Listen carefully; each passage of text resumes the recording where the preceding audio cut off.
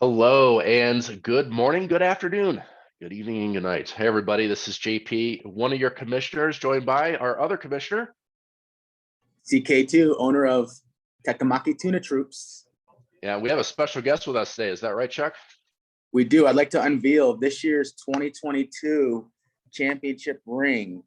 Take a look at that bad boy. That looks good. For the offset chance that Guardians of Galaxy wins their first title, I do have a second one for them if they do win, so they both can get a ring. Okay. If not, I will keep it and enjoy it.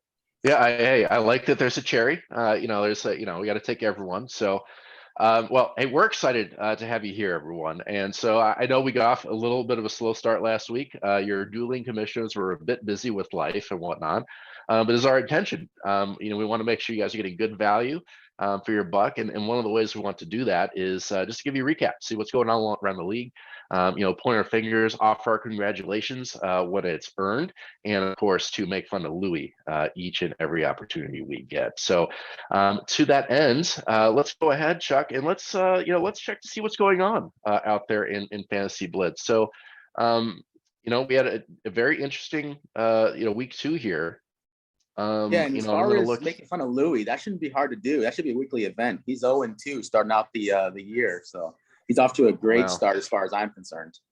He does make it easy for us for sure, and you can see some surprises already initially. I know out of the standings. So, but I think before we get into the standings a bit too much here, we should focus, I guess, probably on how we got there, right? So, let's take a look here at our scoreboard. And let's take a look at some of the highlights here from week 2.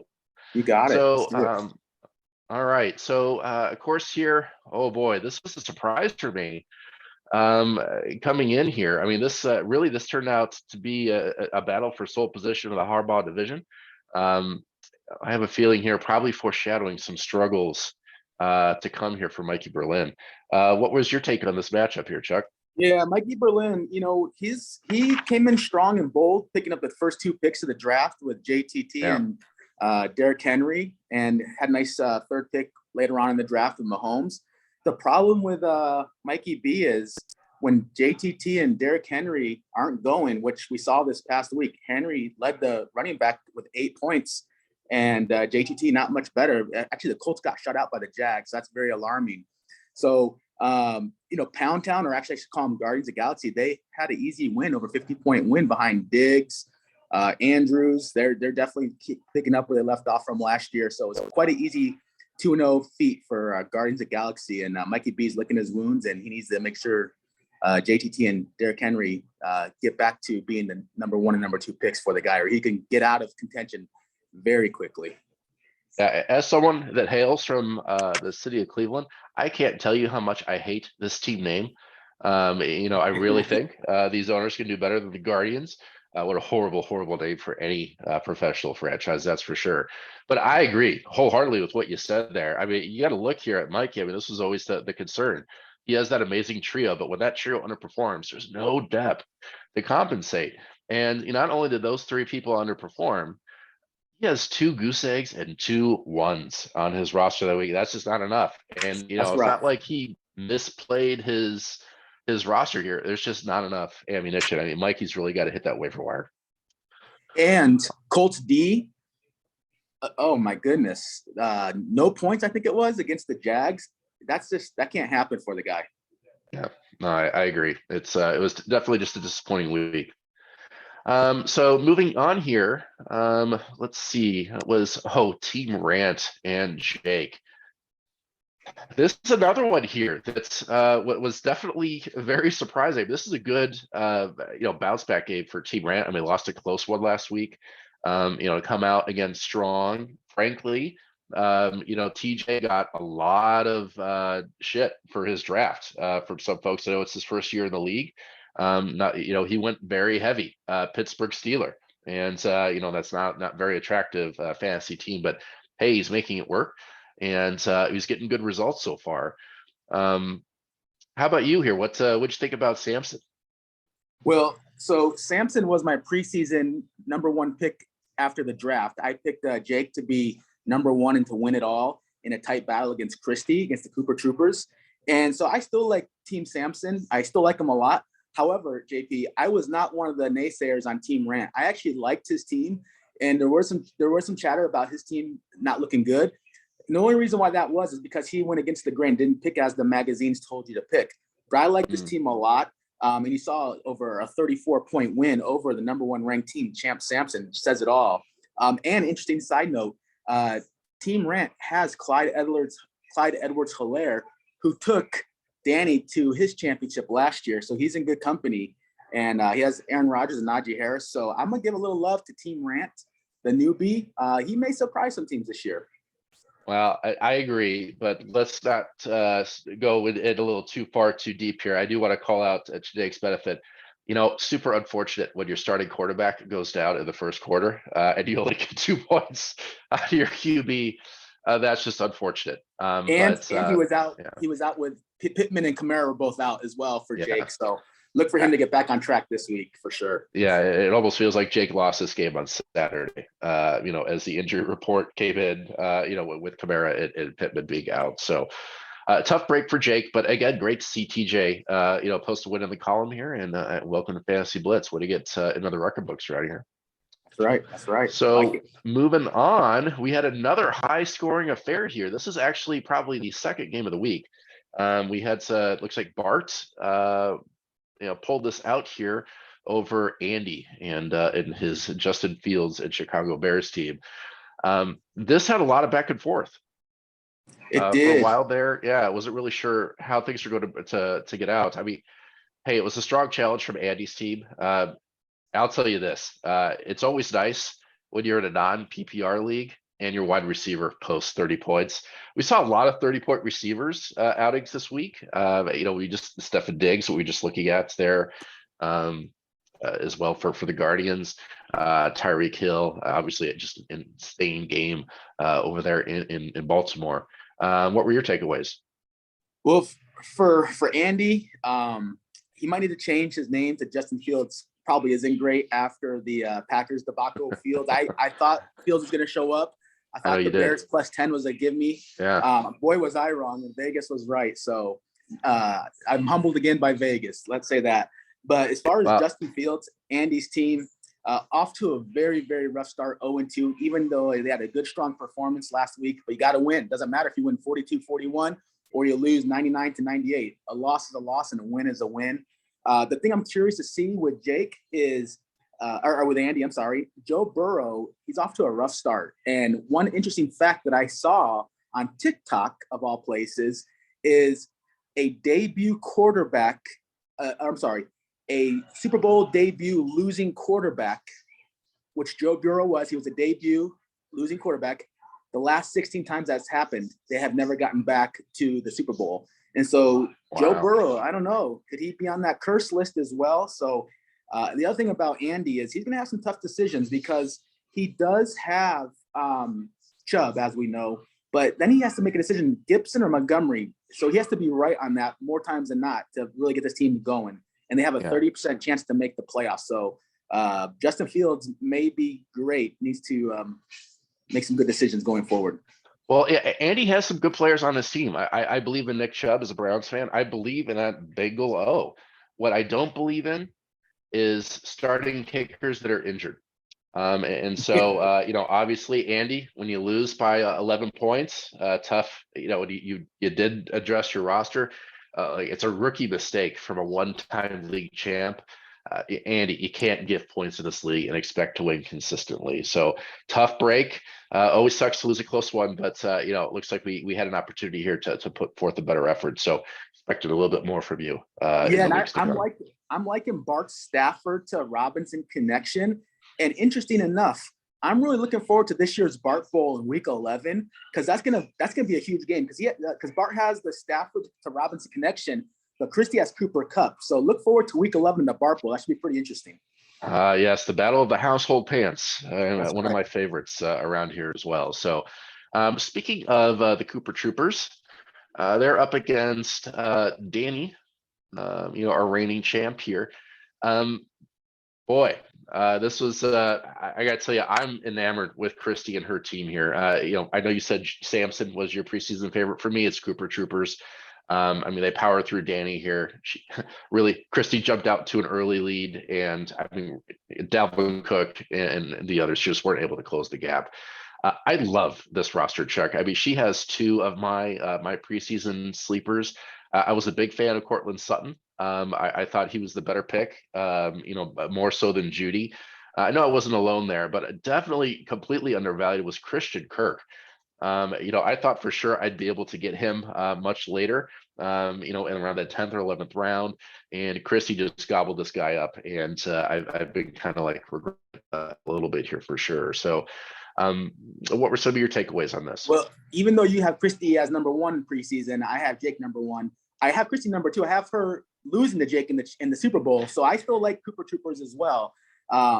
What's interesting is Cooper Kupp equals fantasy points. I mean, that dude is just going to score every week. Stafford loves him. He's going to get tons of targets. The interesting thing that I'm a little concerned about, it's not a bad problem to have, but Kyler versus Tua, it would have been Kyler no-brainer, but Tua's doing some things in Miami.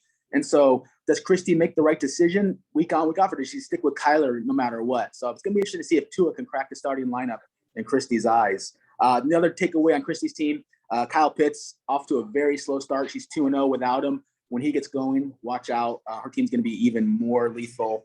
And then as far as our defending champion, Danny Pickens my nose, he's standing there just picking his nose, off to a horrid start, 0-2. He has the most points allowed at 200 points, so he's obviously not intimidating his opponents whatsoever. They're maximizing their lineup every week, week in and week out, and only 2 points for Dalvin Cook is not going to cut it. After that, he's got Derek Carr, Samuel, James Conner. It's going to be a long year for our defending champion. Yeah, dating as I would like to think a tough matchup this week, going up against the Vatican City. But I'll tell you this, Danny, depending on some of this, woo, that Cleveland Browns secondary is suspect. I'd start every single wide receiver I possibly could, and I would fully expect the Steelers to jump out to a 28-0 lead, and to Mitchell Trubisky to be elected into the Hall of Fame immediately after the game. So good luck to you. Not too much, but I got to tell you, those Steeler receivers probably gonna have a big week this week. But we'll see. I got to tell you, Danny, you're not making the playoffs, my friend, if you're starting 0-3. So you know, I don't care if you're the defending champ. And giving up 100 points a week. And giving up 100 points a week is not going to cut it. Yeah, just play some defense. Play some defense. That's right. Oh, we're moving on. You know what? For me, I got to say, a bit of a surprise. We saw not that Matt won, but how powerful this team has been so far. You know, main event participant. You know, dispatching young Berlin. I've been a big fan of Jalen Hurts. I think I made that clear in my you know, my preseason you know, right up there. I don't know what to make yet of DeAndre Swift. I thought it was super weird that you, young Berlin, old Berlin, anyone that's affiliated with the city of Detroit wanted nothing to do with DeAndre Swift. And I was like, boy, Matt, that's a bad sign. But it's been working out so far, hasn't it, Chuck? Yeah, the thing about Swift, we don't question his talent.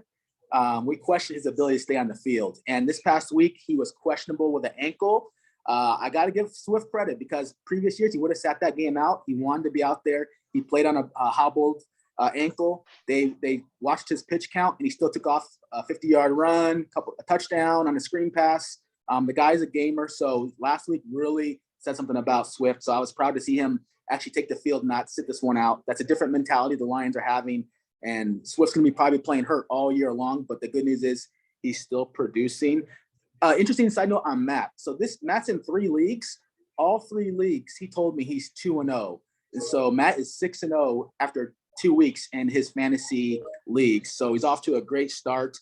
Interesting note, though, his second-round pick, Cam Akers, is currently on his bench. So interesting to see if Matt's already having buyer's remorse taking such an early pick on Cam Akers. But I'm with you, Popie. Jalen Hurts, the guy's a stud. I actually just put a request into Matt for a trade, maybe to take him off his hands. We'll see if he accepts. And as far as young Berlin, Little Giants, what can you say? This team's going to live and die by Justin Herbert, and he can't do it all. We got to give him more. Yeah, Chase and Devontae, man, those are some strong foundational pieces, but we need more productivity, I would think, out of that the running back slot. I know Elijah Yeah, Mitchell was going to be the plan there, but Jamal Williams is not going to be enough. And I don't think Brees Hall is ready yet for prime time. I mean, he looked good against the Browns, but I don't know yeah. that you can count on that week after week. Yeah, I call Young Berlin's team the all injury team. Half of his team is on IR or out, and so he needs that team to get healthy fast. Yeah, I'll tell you, it is something that was interesting on the league page. They do their own power poll, based off computer rankings. No team has fallen further from grace since the completion of the draft. I think he's fallen from the fourth rated team all the way like down to nearly last. So Yeah, not sure why the computers have completely abandoned young Berlin, but it'll be interesting to see if he can pull this together and really to see if Cincy and Vegas can bounce back. We just haven't seen enough out of those offenses across the league yet. yep, I agree 100%. Now, time to get on to what, for me, and I think for others as well, was the game of the week this last week. Chuck, you were able to prevail here against Team Punishment. Yeah, Louis called me the week of, and he was talking smack about how he was favored to win 90-70, and I had to remind him projections mean nothing, and he laughed at that comment, and he just liked to look at projections. And think about Louis, that you'll always know two things. One, every draft is going to go running back, no matter who's available. First round, second round pick, he's going running back to the end of time. That's a for sure. And second, he's always going to set his line. Actually, I'm going to do three things. And second, he's going to set up his lineup based off of what Heck and Vic tell him to do. ESPN is his god, and he does what they say. And third, he's always going to draft Chuck sloppy seconds. Notice he has Christian McCaffrey. He had Funchess. He always loved drafting my sloppy seconds, but he gets him a little bit too late. I get him in the prime. He gets them on their way down. The guy hasn't won a championship since 2017. It's been rough going since. I'll give him his props, though. He has 3 titles. Lamar Jackson having a great game just wasn't enough to outcome Amon-Ra St. Brown on the Tuna Troops. I just want to remind everyone was laughing at the Tuna Troops at the draft day saying, he didn't have a first-round pick. He didn't have a second-round pick. He didn't have a third-round pick. He drafted 3 tight ends. Let's kick him out of the league. Well, Tuna Troops are 1-1, and they led the league in scoring last week, regardless of what ESPN projections say. So I just want to say a big F you to Louis for talking smack about projections.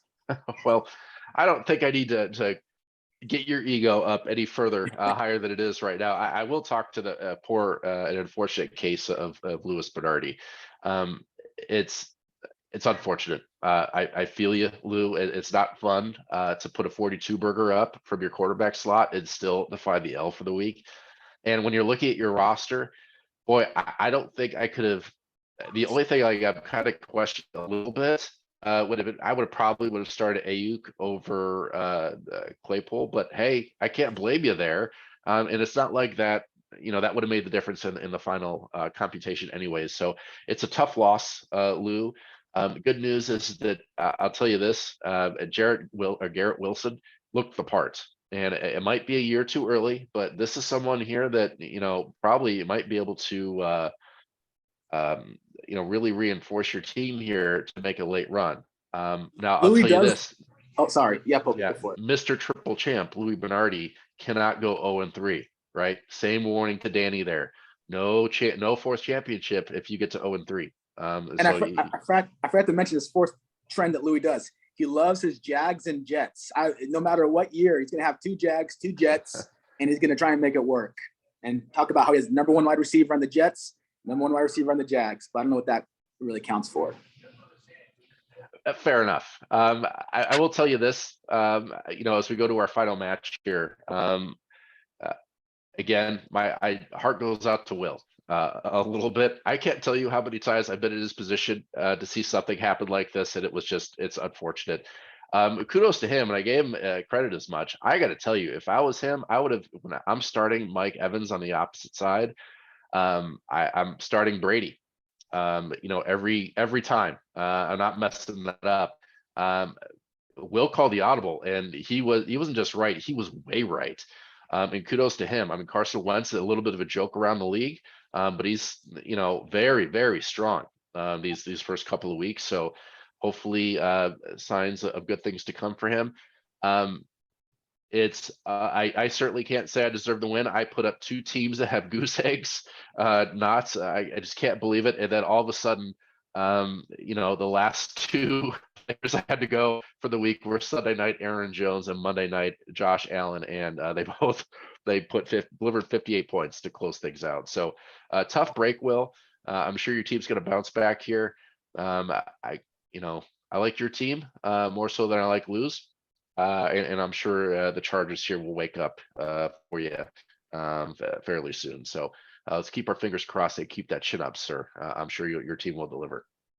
Yeah, I So- gotta say about Will, it was like you said, Popie. It was very surprised to see him bench his Lord and Savior Tom Brady, who he loves. I'm terrific. But that just shows you the power of the Detroit defense. You see a quarterback going against the Detroit defense, you lick your chops and you start them. And he did that no matter who his starting quarterback was. So kudos to Will for making a great decision there. Unfortunately, he's still averaging 60 points a game. He's the lowest points forced in the league. He starts 3 Commanders and 2 Chargers on his starting lineup.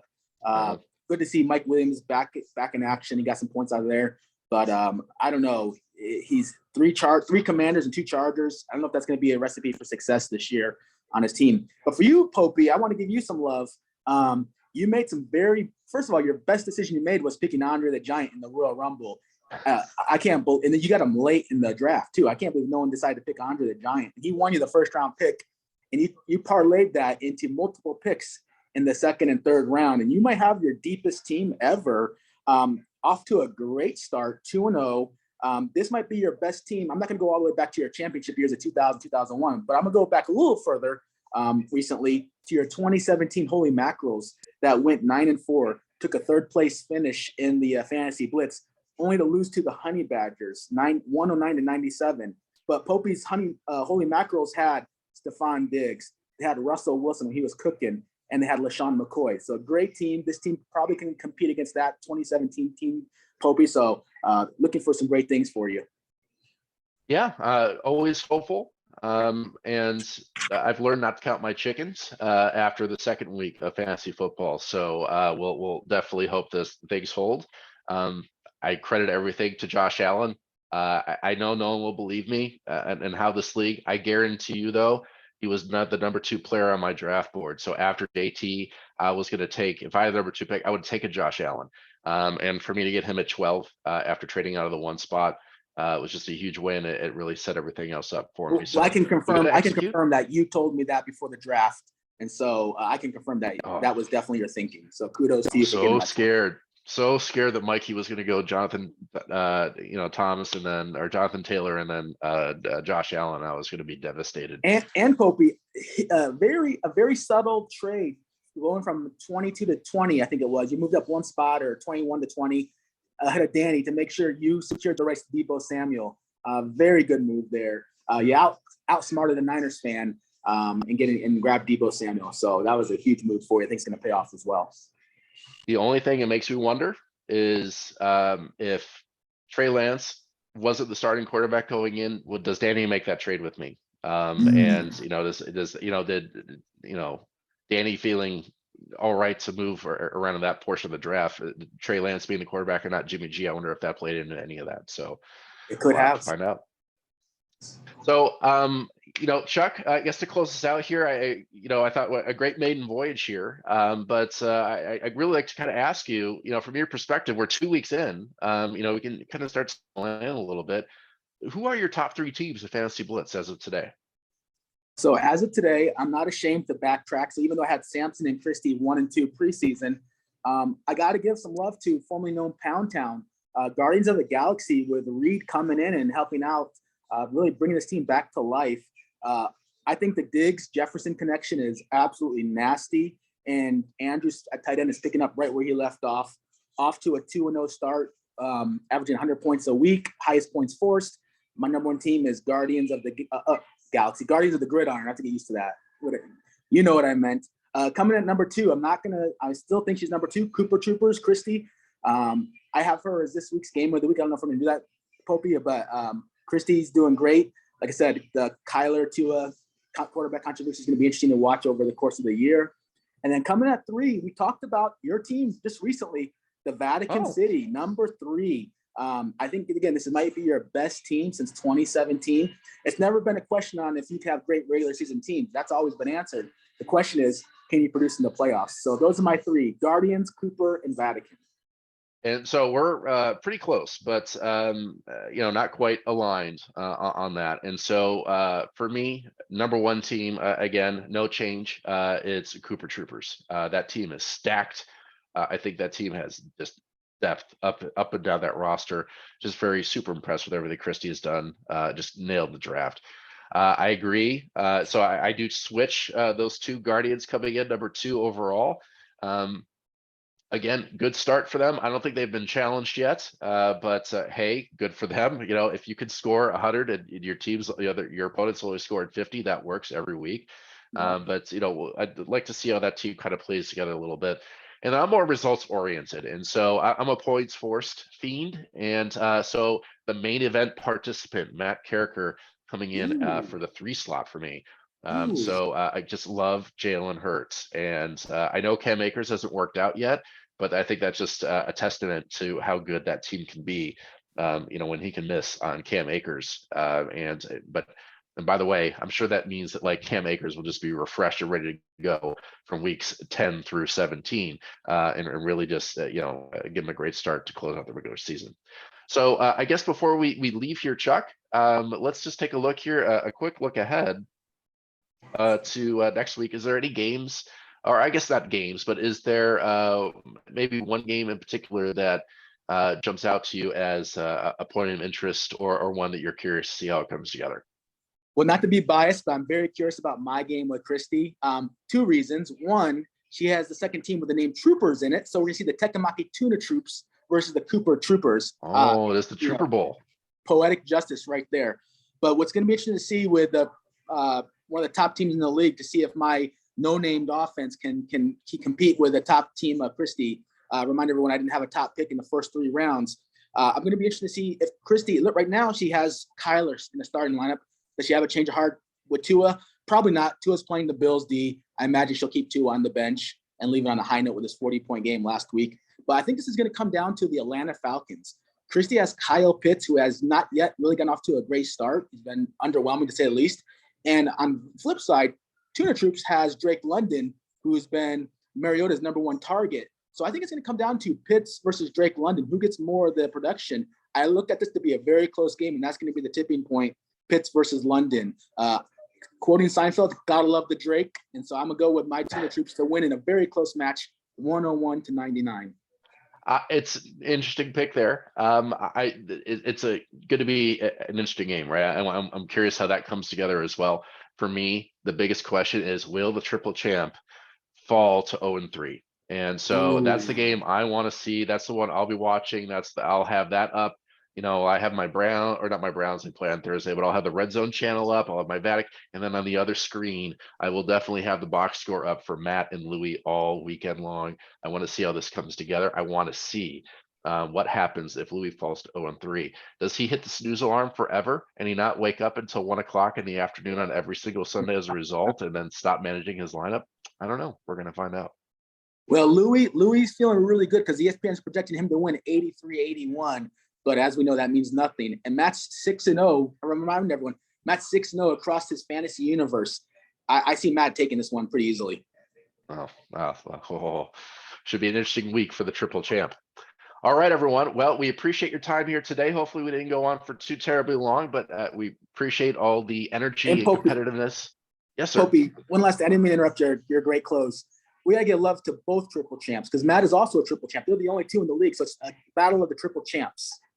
Ooh, I hate that. I kind of like block Matt's 3rd championship out of my brain. I really do. I should give him more credit than I do, but yeah, sorry, bud. I don't know why that turns out that way.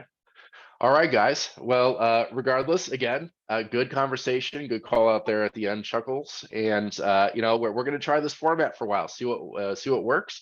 Might bring in some special guests on occasion, but we'll mix up the format here on occasion. But everyone have some good, clean fun this weekend, and we'll see you soon next week. Thanks, everybody.